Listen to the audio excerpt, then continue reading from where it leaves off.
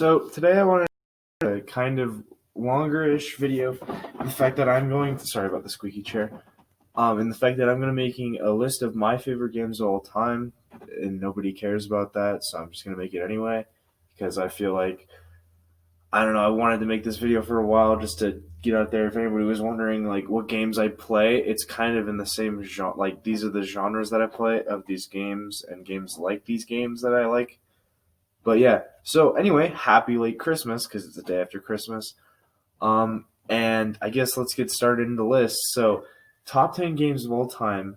They can be from any genre, any type of game, like first person shooter, RPG, puzzle, platformer. It doesn't matter. Games are games, but they have different genres. But to me, I play all sorts of genres. But anyway, so the first one is Fallout 3.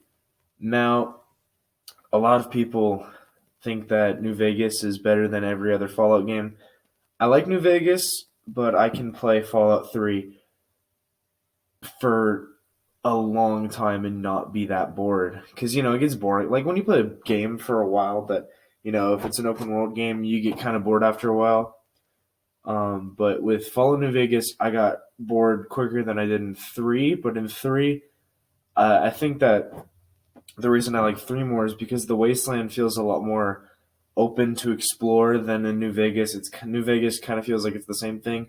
Like in every nook and cranny of Fallout 3's Wasteland is just so much things to find. Like I can't remember what it's called. I think it's Oasis. That's what it's called. But that place with Harold the tree, the talking tree. God, I love that place. Just finding that place felt really good because the side quest is really fun too, and all like the whole antagonizer and the machine guy or whatever, and you have to choose which one you want to kill or whatever or team with. It's just a great game, and I think that anybody who hasn't played it should play it if they're trying to start with a Fallout game, especially because it was the first ever 3D one, and people will be like, "Oh, but the graphics suck." But yeah, it was made in 2008, so shut up. Anyway, sorry, got a little off track. I did beat the game. I got it, and I think I got it in 2013 on my Xbox 360, and then I got I got rid of it because I got rid of my Xbox because my Xbox 360 broke, and then I bought it a year ago, and I beat it like 3 times or whatever just to see like all the scenarios or whatever, and find a lot more things. I bought DLC for it. I did a lot with that game, and I think it's a really good Fallout game. If you haven't played it, I recommend. I can't recommend it enough, I guess. But yeah, anyway. So coming in at number 9 is going to be Batman Arkham Asylum, which I believe is the first Batman Arkham game. I could be wrong. I don't know if City came first, but I played Arkham Asylum first, and I beat it in the same day that I started playing it. I just couldn't stop. It's so fun. It's a little easy with the combat and stuff. I died like twice. It's not that hard. But for a Batman game and just feeling like Batman, it's a really great game. And I don't think it's outdated at all. I think it's one of the best Batman games of all time.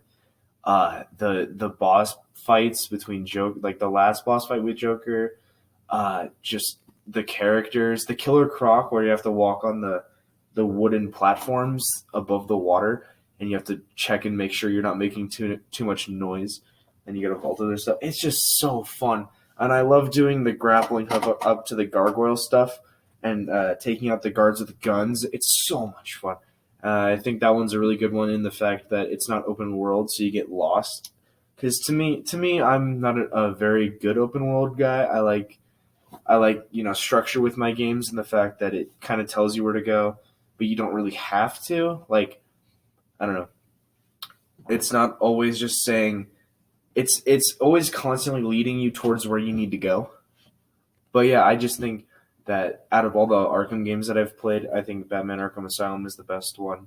Not just because I played it first, but because I just got lost in the game, and it was like lost in the fact that I could just be in the game and I was Batman, and it was so much fun. But yeah, anyway, that comes in at number 9. So coming in at number 8 is Outlast 1 slash, I don't know why I did this, slash Whistleblower, which is the DLC. I bought them both. My God, I love that game. I have played it too many times to count. I tried speedrunning it because I thought I was cool or whatever. But Outlast, the first one is great. But I'm gonna go on a little tangent right here talking about Whistleblower. So Outlast Whistleblower is it's it's technically a sequel, but it's a prequel because it's happening during the first game, like a couple hours before the first game that's happening. But my God, if you've played Whistleblower, you know Eddie Gluskin is the most terrifying character you will ever meet. He just his presence, like I've played Whistleblower maybe 50 times and I've beaten it maybe 49 times because one time, I'm probably still playing it right now. I didn't finish it or something like that. But if you've played Whistleblower, you know Eddie Gluskin is like the bride or the groom. That's what he's called. But Eddie Gluskin is a terrifying character. Like not just his motives. I've played that game so many times, and every single time he comes into a room with that I'm in, I'm always like in shock, and I'm like, I'm gonna die. My heart starts. It's anxiety, man. Like if you play Outlast one, after a while you're like, oh, there's Chris, cool. I think it's because of how short Whistleblower is compared to Outlast one. So it makes it so you're experiencing Chris more, so it's less scary, but you're not experiencing the groom Eddie Gluskin as much as you are Chris. So it's like it gets your adrenaline pumping, man. It's crazy. I just can't believe that they perfected Outlast. And I have Outlast too. And I will say it's not good. It's people will say it's good, and I will say from I am an Outlast fan. I used to think Outlast was the coolest game ever. That was my first horror game. It's not really scary. It's mostly just fake jump scares. But as a Outlast fan, I will tell you that Outlast 2 is nothing compared to Outlast 1 and Whistleblower. Those games just blew me away every time I play them. I can quote it on the daily. It's just, oh, it's so good. It's such a good game, and I recommend it. I recommend all these games on this list because, these are the games that I find to be the greatest games, in my opinion, of all time. All right. So coming in at number 7 is Doom 2016. And now I know a lot of people are going to be, or I know nobody's going to watch this video, but whoever's watching this video, if you've played Doom Eternal or Doom 2016, you say, oh man, Doom Eternal is way better than 2016. And I go, why? They're pretty much the same game in the fact that Doom Eternal is a lot longer. And yeah, that sounds good on paper. But when you've been playing Doom 2016, you go straight into Doom Eternal. And at that point, you're like, when's the game over? Like, I was halfway through the game and I was like, okay, let's wrap it up. Come on, let's go.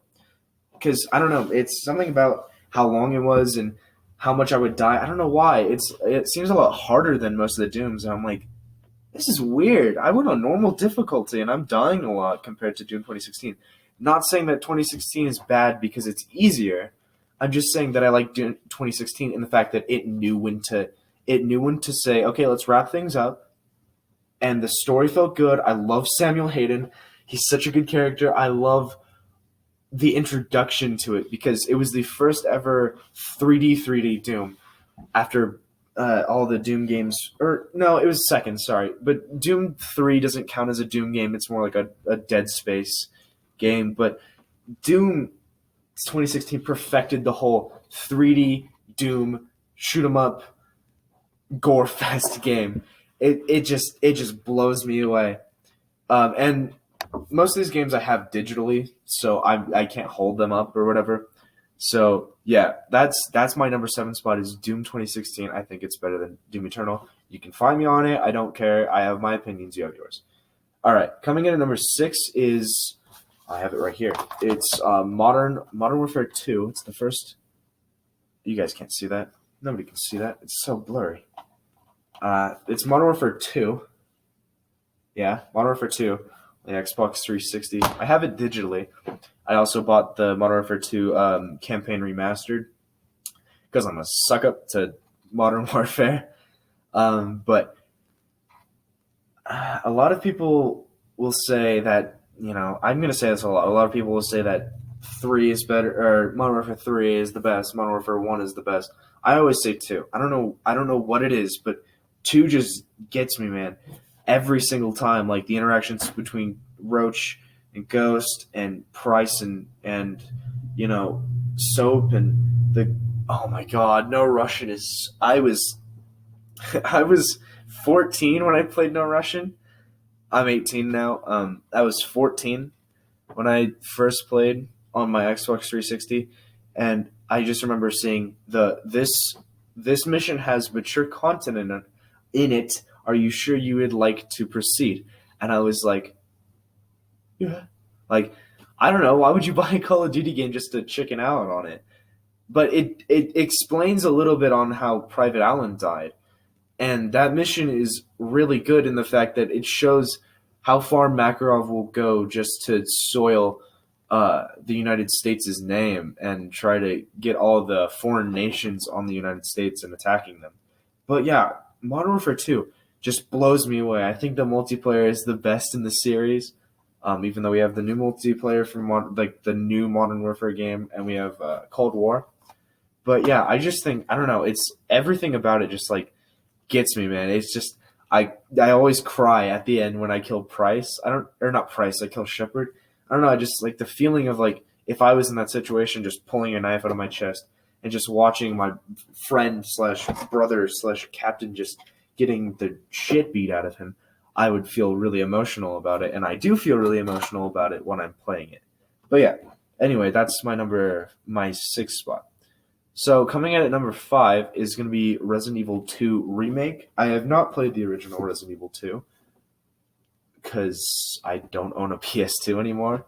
And back then when I had a PS2, I wasn't able to play it because I was like 7. I was young.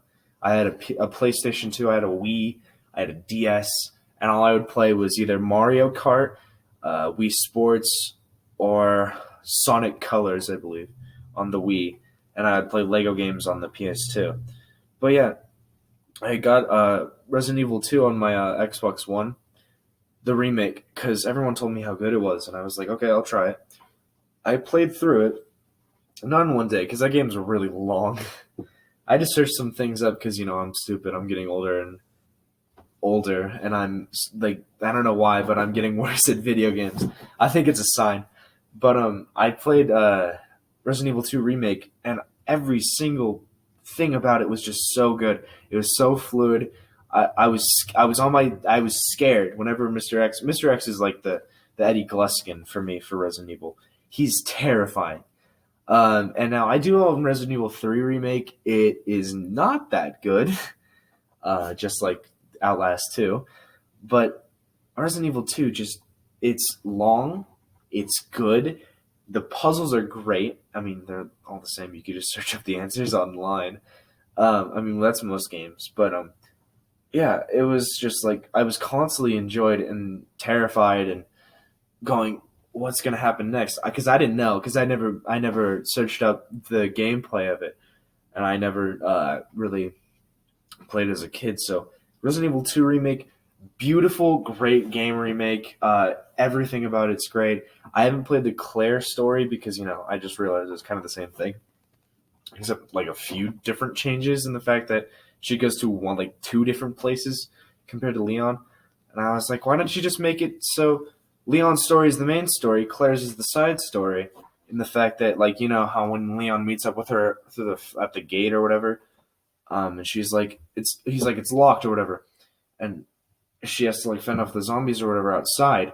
Why didn't you just have us interact with Leon in that scene? It's weird, but anyway, it's a really good game, and I just say if you're playing it, if you never played it, just play the Leon story. It's the best version of the story. So yeah, that's my number 5 spot. And coming in at number 4, it is the first ever Smash game I played. It's still my favorite because I have so many memories in it. I would play this all the time at my friend's house. It was just the game when I was a kid. It's Brawl. It's just Brawl. It's my favorite Smash game. I mean, I love Ultimate, but I'd say for me, Brawl is just fun. It's just chaos because there's just broken characters and there's less characters to play as. Oh my god! Don't get me started. I just like came a little. What the fuck was that?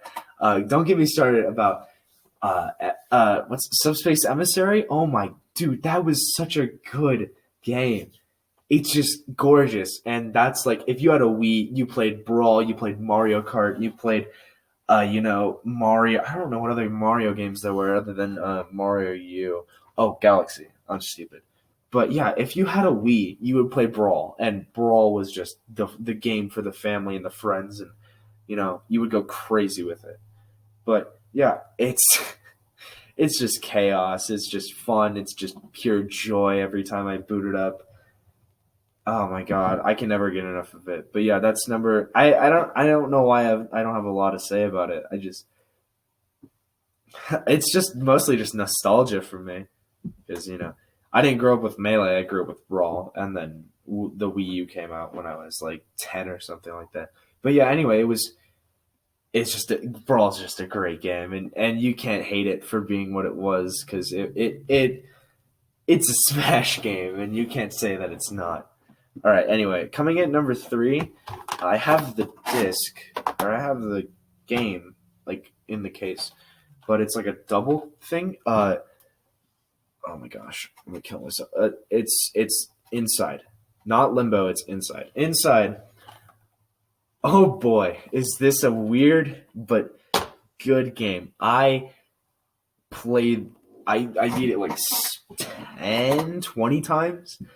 Every single time I'm so confused. I'm like, well, it's not a bad thing, but I'm just saying like it's a confusing game, and in the fact that if you don't like confusing endings, you won't like this game. But it's a 3D slash 2D platformer. It's a puzzle, horror, kind of thriller, mystery kind of game. But if you ever watched or played Limbo, it's like that, but there's a deeper story. There's a deeper twist or whatever, and deeper world than there is in Limbo. I played Limbo. I didn't like it as much as Inside. I played Inside first. It's like the 3D version of Limbo. It's a little bit better too. It's a lot of it better in my opinion. That's why it's on this list because I don't know every part when I think of of Inside. I always go like I always have to think hard about it because it's such a mysterious. It's like is it? I think it's an indie game. It should be. Yeah, Playdead and 505. I think that's when they first made their games. Um, but yeah, no, it's just super. It's a gorgeous game. It's pretty difficult in some parts. I had to search up a few things when I first played it because I didn't know what I was doing because I was young and I was like, I don't know how to solve puzzles. I need the internet.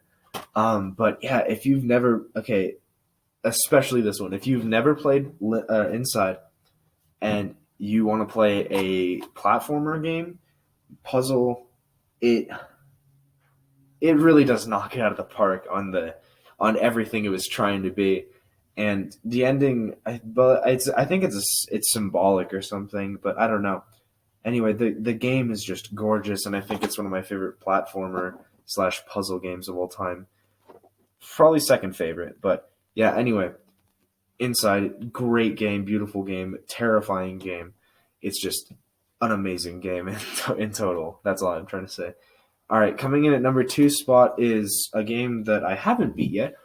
It's The Legend of Zelda: Breath of the Wild, and I believe that this is the first Switch game I got. I got it before I got my Switch because I got my Switch on Amazon, so it was coming in like the day before I got or the day after I got the game where I got it from. I think it was like Best Buy or something.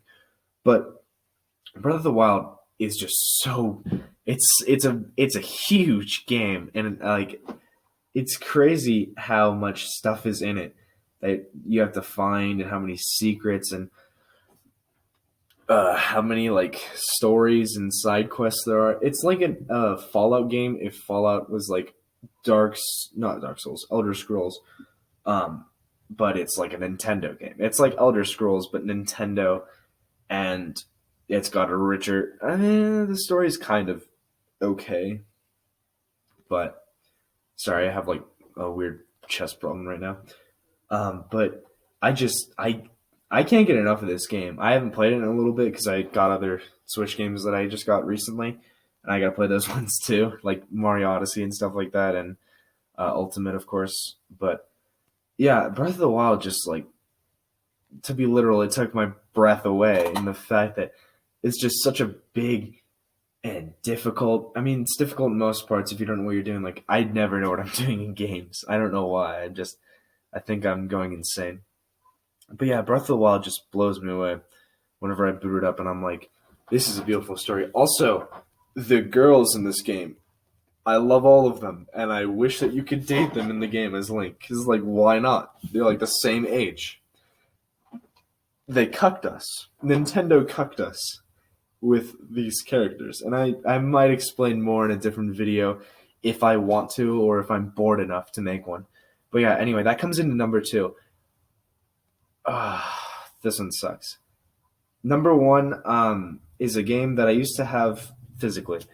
I had it on my Xbox 360 when I first got it, and I think I got it for like my birthday or so. No, I think I got money and I bought it, or maybe I got it like at a thrift shop or something like that. But this game, it's so hard to describe this game. It's it's just visually stunning for the time that it came out, and it still holds up today mostly. The story is so it's so like it consumes you. You're like you get really into it, and I know a lot of you probably don't think that I'm talking about the game you're thinking of right now, because you're not going to think of the game that I'm talking about right now.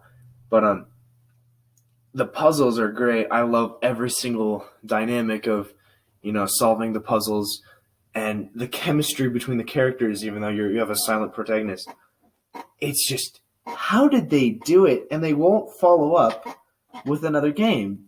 I mean, well, yeah, because it's Valve.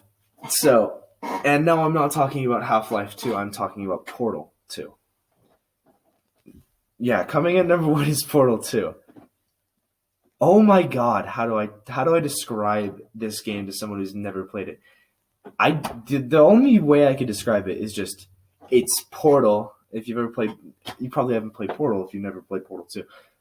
It's just a it's just a great, beautifully like well thought out game. I don't know how they did this, and they always make great games, Valve, and then they just go, yeah, we're done making games.